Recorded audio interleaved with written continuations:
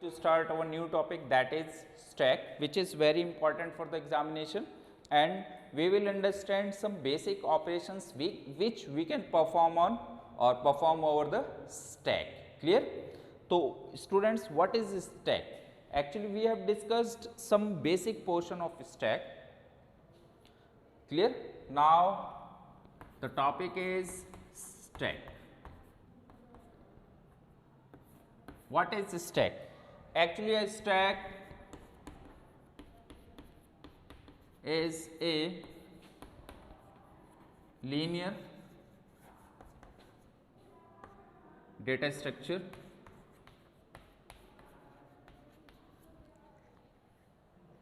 which follows LIFO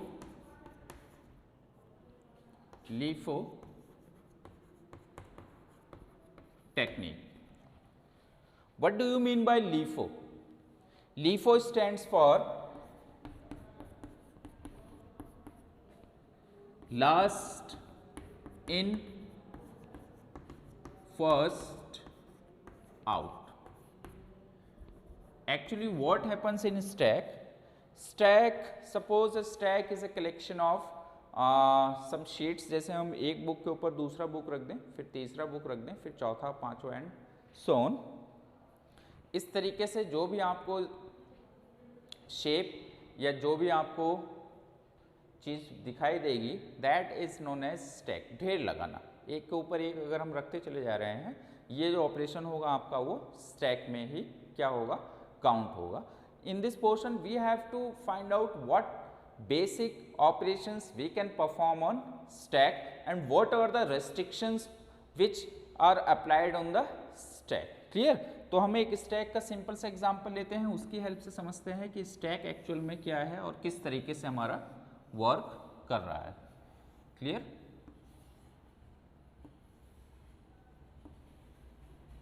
clear? Suppose this is a stack. It works on last in, first out.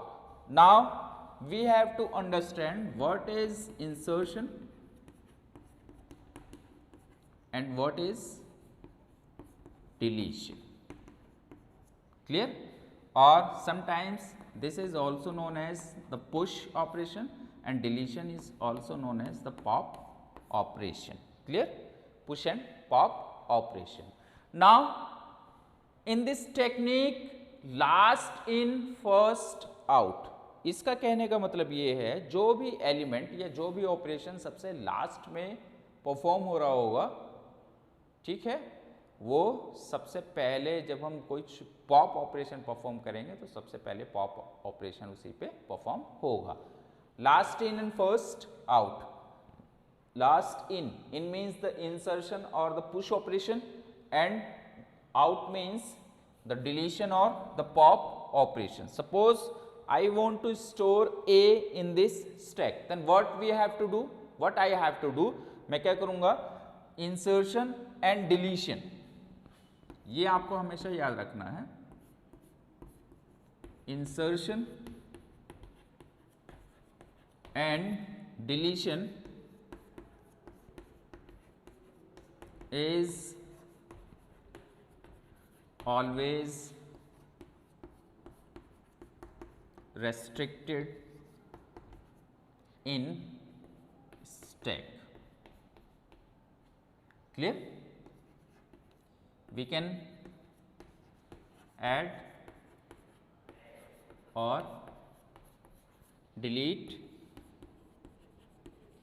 element from one and only.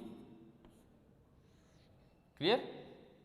From one and only, that is top of the stack. कहने का मतलब ये है कि हम insertion और deletion दोनों एक ही एंड से कर सकते हैं. वो भी आपका क्या होगा, एक ही एंड होगा, केवल और केवल कहाँ से, आपका टॉप से. क्लियर? अगर मुझको इंसर्शन करना है, I have to store A in this stack, तो insertion and deletion both are restricted in stack and we can perform the insertion and deletion operation. To insert and delete the any element, delete any element, we can insert or delete any element from one end only, that is the top. Clear? तो insertion अगर करना होगा तो सबसे पहले हम कहाँ आएंगे, टॉप से इंसर्शन होगा, और जहां पर भी इंसर्शन होगा वो अब आपका क्या हो जाएगा, टॉप हो जाएगा. क्लियर? ये ध्यान रहेगा. In this way we can insert lot of elements like B, C, D and E. जो भी हमारा लास्ट एलिमेंट होगा वो हमेशा स्टैक में क्या बोला जाएगा, द टॉप बोला जाएगा. ये आपका क्या है, इस समय टॉप है. क्लियर? थोड़ा सा और समझते हैं इसको.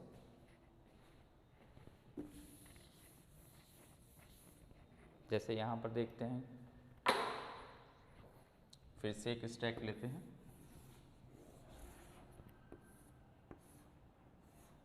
Clear? This is empty stack. This is 0, 1, 2, 3 and 4. Now इसकी कोई जरूरत नहीं, इंडेक्सिंग नहीं करना है. Now this is the top. This is empty stack and the top is equal to 0 in this case. इस केस में हमारा टॉप क्या होगा, 0 होगा. तो हमें अगर यहाँ पर हमने कोई भी एक एलिमेंट इंसर्ट कर दिया है like a, now this becomes the top of the stack. ये हमारा क्या हो जाएगा, यहाँ पर टॉप में काउंट होगा. सपोज हमने क्या किया है, दो और एलिमेंट यहाँ क्या कर दिए हैं, we have added 2 more elements in this stack A, B and C. Now the top is at C. अब हमारा जहां पर लास्ट एलिमेंट होगा, हमें सिंपली यही समझना है, in stack where the last element entered और the last element situated, that last element is called the top of the stack. वो हमारा क्या होगा, टॉप होगा. क्लियर? ये ध्यान आएगा. अगर यहाँ पर हमारा एक एलिमेंट है बी और सी यहाँ पर नहीं इंसर्टेड है तो ये टॉप होगा. अगर सी नहीं है, केवल बी तक है, ए और बी फील्ड हैं, तो ये हमारा टॉप होगा. और अगर हमारा सी तक है तो ये टॉप होगा, और डी तक है तो ये टॉप होगा. तब टॉप काउंट होगा हमारा. ठीक? अगर कुछ नहीं है तो टॉप इज इक्वल टू 0. अगर यहाँ पर है तो top is equal to 1, top is equal to 0, top is equal to 3. अभी टॉप क्या है हमारा, 3 पर है. क्लियर? ध्यान रहेगा. अब insertion and deletion are restricted. इंसर्शन भी हम टॉप से करेंगे और डिलीशन भी हम क्या करेंगे, टॉप से करेंगे. Suppose I want to delete 1 element from the stack और I want to pop 1 element. तो पॉप कहां से होगा, at the top only, not from the bottom. Popping, pushing and popping दोनों कहां से होगी आपका, from top only. Because in stack the push and pop operation both are restricted. दोनों ऑपरेशन आपके restricted हैं. इस केस में आपका क्या होगा, पुशिंग एंड पॉपिंग दोनों एक ही प्लेस से होगी, वो भी कहाँ से होगी, आपका टॉप से होगी. तो अगर मुझे एक एलिमेंट रिमूव करना है तो सी हमारा रिमूव होगा सबसे पहले. This is called the pop operation. हम क्या कर रहे हैं यहाँ पर, किसको पॉप कर रहे हैं, सी को पॉप कर रहे हैं. ठीक है? सी हमने क्या किया है, यहाँ पर पॉप किया है. Clear? Now the peak, overflow and underflow in stack.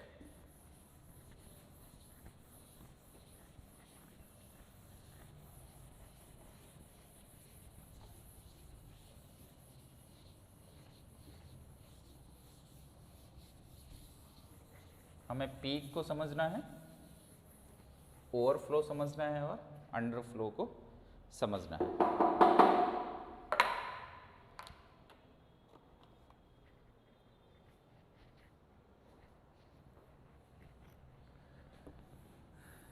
Suppose this is the stack. Clear? Suppose this is a stack and an empty stack. ये हमारा एक एम्प्टी स्टैक है. No element is present in this stack. Clear?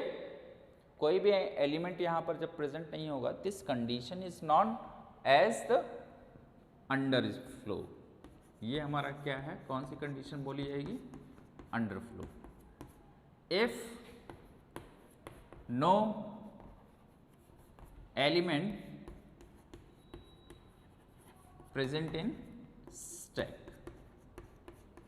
then this condition is known as underflow in stack. While if the stack is completely filled and we cannot add more elements in stack, or we cannot insert any element in stack, this condition is called overflow in stack. जैसे पानी से भरी हुई बाल्टी है, now you cannot add more amount of water in bucket which is completely filled by water. Clear? बाल्टी पूरी भरी हुई है, अब आप उसमें और पानी नहीं डालेंगे। अगर आप पानी डालते हैं तो उस कंडीशन में क्या होगा, ओवरफ्लो होगा, मतलब पानी आपका नीचे गिरेगा। The same condition with stack. If no element present in stack, this is called underflow, and if the stack is completely filled. Clear? This condition is called, if you want to insert E. Now when the stack is completely filled and no more element can be added, this is called overflow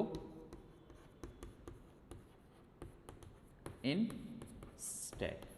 जब आप कोई भी new element stack में enter या insert ना करा पाए, उस कंडीशन को क्या बोला जाता है, हमारा ओवरफ्लो बोला जाता है। This is called overflow in stack. Done?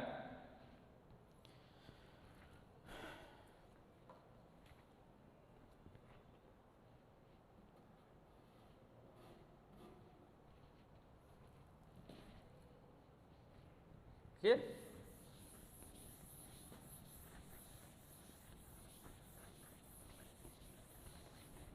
Now try to solve this question. The question is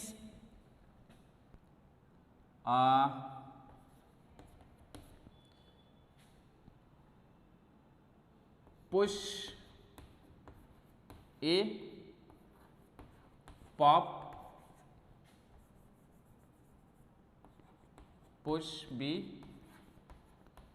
push C, pop, push D, push E, and again the pop. What you have to perform, what kind of operations you have to perform? You have to perform push A, push B, push C, pop, push D, push E, and pop in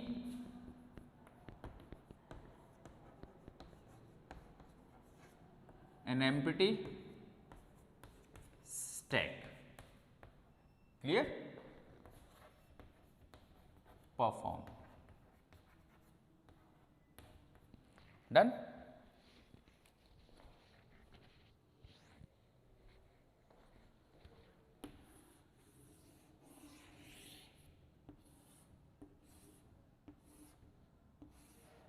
This is a stack in which you can maximum you can enter 5 elements.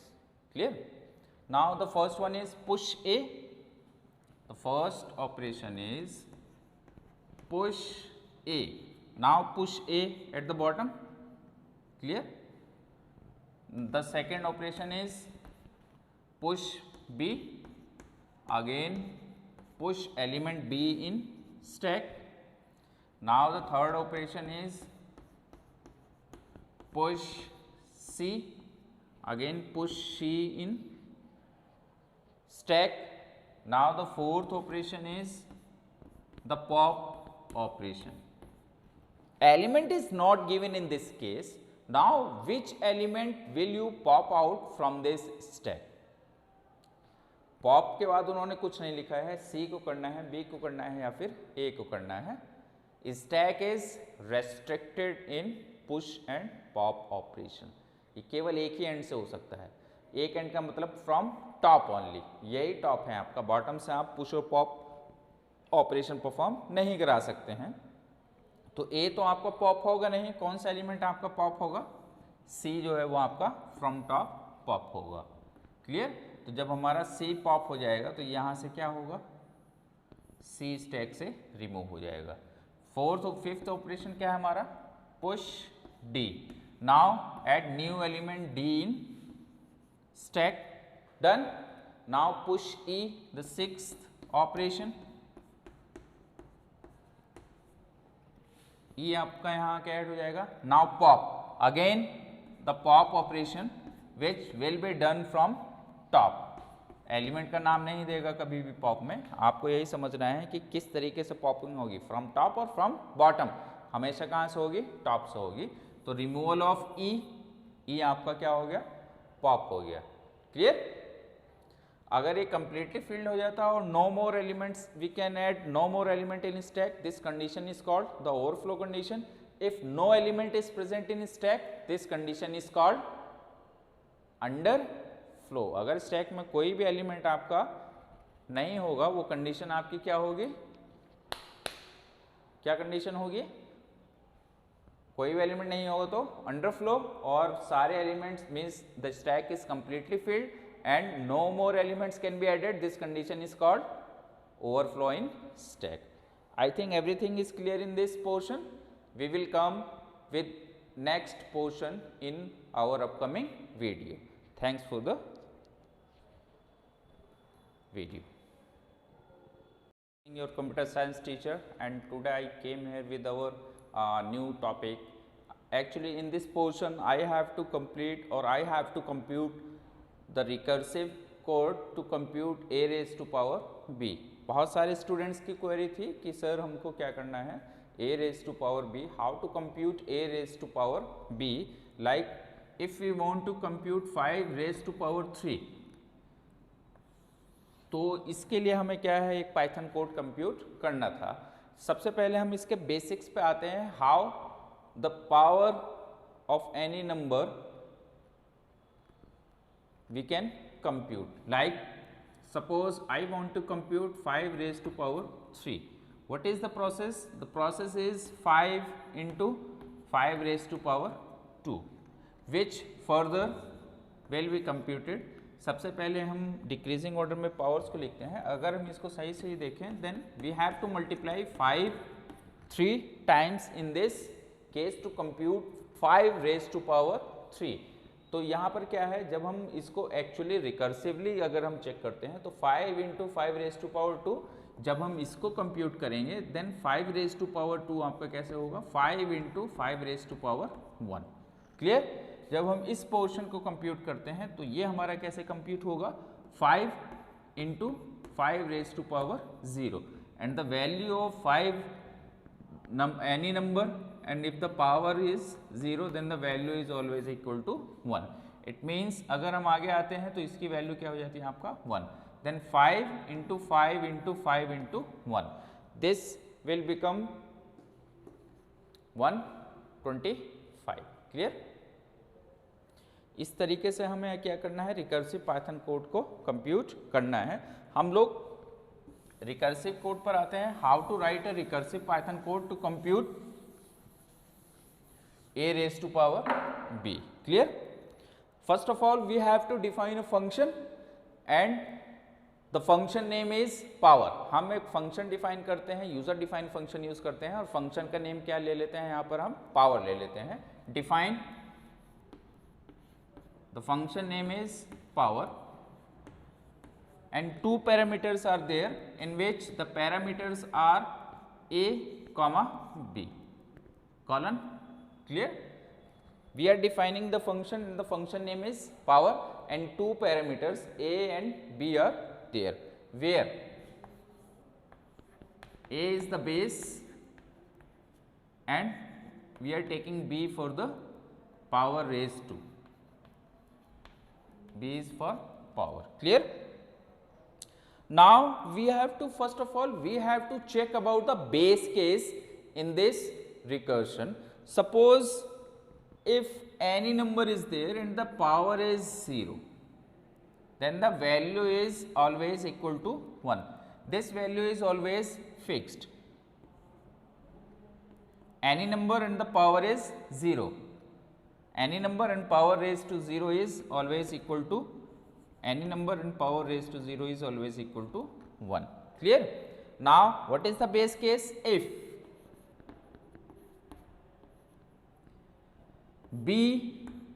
power is equal to 0. Clear? If b is equal to 0, then what we have to return? We have to return always 1. This is the base case in this case, where the result is pre-known to the user, and where the result is pre-known to the user, the case is actually known as the base case. Clear? Now we have to compute a raised to power b recursively. तो यहाँ पर हमें recursion किसी न किसी तरीके से क्या करना होगा? शो करना होगा. हमने कंडीशनल स्टेटमेंट इफ स्टेटमेंट से स्टार्ट किया था. इट मीन्स एल्स आपका फॉलो करेगा. एल्स सेकेंड कंडीशन क्या बनती है? For the computation. क्लियर? यहां पर हमें कंप्यूटेशन को चेक करना है. Else A return, we have to return the value a star. We have to call the function again, power a comma b minus 1. इस लाइन का क्या मतलब है हमें ये समझना है. हम यहाँ पर क्या कर रहे हैं, जो हमारी लाइन है a into star a star power a comma b minus 1. Clear? हो क्या रहा है यहाँ पर? a what is the value? Suppose हम 5 रेज टू पावर 3 कंप्यूट करना चाह रहे हैं. ठीक है, यहाँ पर क्या हो रहा है? a is the base. What is the base? This is the base and this is the power. 5 into power a base and b minus 1. What is the value of b? What is the value of base? What is the value of power? Actually power A जो है आपका वो base के लिए है और B आपका किसके लिए है? पावर के लिए है. तो यहाँ पर क्या होगा? b minus 1 means 3 minus 2, 3 minus 1 actually 5 into 5 raise to power 2. ये आपका इस लाइन का यहाँ पर क्या है मतलब है. क्लियर? ये तो आपका रिकर्सिव कोड हो गया, लेकिन हमें पूरा रिजल्ट जो है प्रिंट भी कराना होता है. तो ये रिकर्सिव है, आपका रिकर्शन यहाँ तक हो गया है, but we have to compute the result and we have to check the result on ideally we have to print. ठीक है, तो हम एक प्रिंट स्टेटमेंट यूज कर लेते हैं. प्रिंट एक मैसेज ड्रॉप कर देते हैं, please enter positive values only, so that the user can only enter the positive values. इसके बाद हमें रिकर्सिव कोड लिखना है. Then we have to call the function again. हम क्या है, आर्गुमेंट्स पास कराने की कोशिश करेंगे so that we can easily compute the result. तो अब हम क्या करते हैं, जो बेस है उसके लिए एक न्यू वेरिएबल डिफाइन कर लेते हैं. सपोज हम एक न्यू वेरिएबल यहाँ ले लेते हैं num, means for number. Int input हम इंटीजर नंबर एंटर करा रहे हैं. फ्लॉट लेना है तो हम वहाँ पर फ्लॉट लिख देंगे. Enter base number. क्लियर? इसके बाद हम पावर के लिए एक न्यू वेरिएबल ले लें, p ले लेते हैं. इंट रेज टू पावर के लिए input enter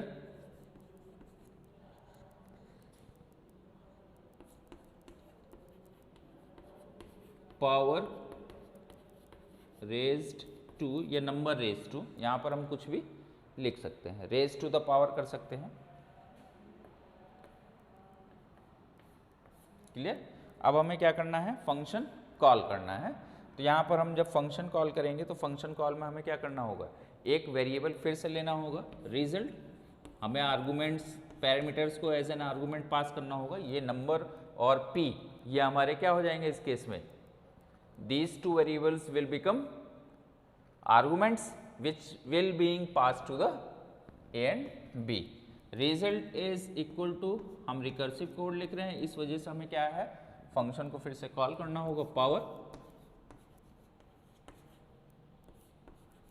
number comma P, number और पी एज एन आर्गूमेंट ए और बी पे पास होगा, कंप्यूटेशन आपका स्टार्ट हो जाएगा। क्लियर। नाउ प्रिंट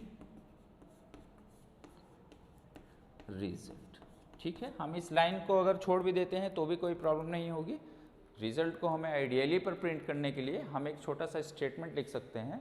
वो स्टेटमेंट हमारा क्या हो सकता है, प्रिंट, जब हम ये लास्ट लाइन हटा देते हैं यहीं तक अगर हम लिखते हैं तो हम F5 से जब हम after saving the file .py file F5 की हम प्रेस करेंगे, हमारा कोड जो है स्कैन होगा। उसके बाद हम क्या करेंगे, प्रिंट रिजल्ट, सपोज मुझे 5 रेज टू पावर 3 कंप्यूट करना है, in bracket 5,3, then press enter, you will get the result 5 raise to power 3। Answer आपका 125 जो है वो प्रिंट हो जाएगा। I think everything is clear in this code. Clear. You have to write the recursive code in which you have to call the function again and again, and the cases in which the function call itself again and again, this is called recursion. While in iteration, repetition of loop take place. जैसे हम लोग for I in range use करते हैं, in for I in range there is repetition of loop, but in recursion the function call itself again and again. यहाँ पर function बार बार call करेगा, कब तक, जब तक आपका b की वैल्यू क्या ना हो जाए, 0 ना हो जाए। ठीक है, clear.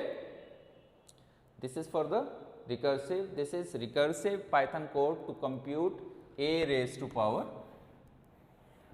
b। I think students everything is clear in this code. Try to practice at home. Clear?